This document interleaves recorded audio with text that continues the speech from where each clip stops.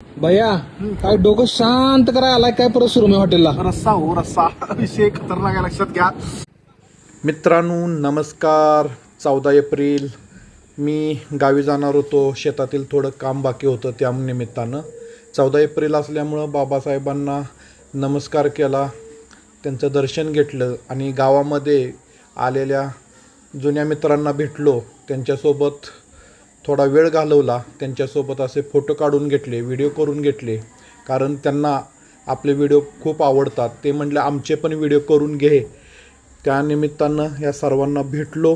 सगळ्यांचं मनापासून आभारी आहे की त्यांनी आपल्याला एवढं भरभरून प्रेम दिलं. त्यानंतर मी माझ्या भाची आणि हर्षूला घेऊन थेट चोबलशीट गेलो शेतात गेल्यानंतर शेतात असणार आम्ही एक झाड कटिंग करून घेतलेलं होतं बांधावरचं लिंबाचं, ते भरणार होतो ट्रॅक्टरमध्ये. त्यानिमित्तानं ट्रॅक्टर देखील आला. हे बघा आमची विहिरीतलं पाणी आटलं आहे आता उन्हाळा असल्यामुळं.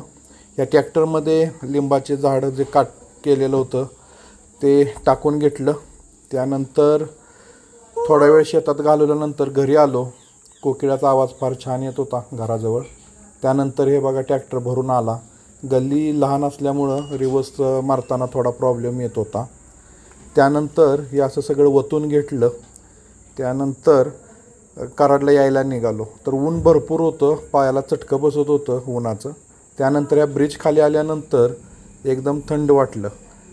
हे बघा आमच्या सोसायटीची मीटिंग पण होती, त्यानिमित्तानं मीटिंग अटेंड केली आणि नंतर माझ्या कामानिमित्त मी विट्याला गेलेलो होतो आणि त्या ठिकाणी हॉटेल सुरमई ही एक रील बघितलेली होती साहेबांची. ही मी पुढच्या रीलमध्ये दाखवणारच आहोत.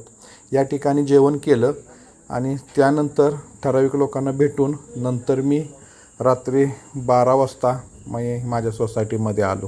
तर असा होता माझा आजचा आणि जे शेतीचे व्हिडिओ केलेले असतात ते माझ्या नॅशनल ॲग्री चॅनलवरती असतात. धन्यवाद. आणि या हॉटेलचा एक वेगळा मस्त एक व्हिडिओ बनवलेला आहे, तो संपूर्ण व्हिडिओ मी टाकत आहे.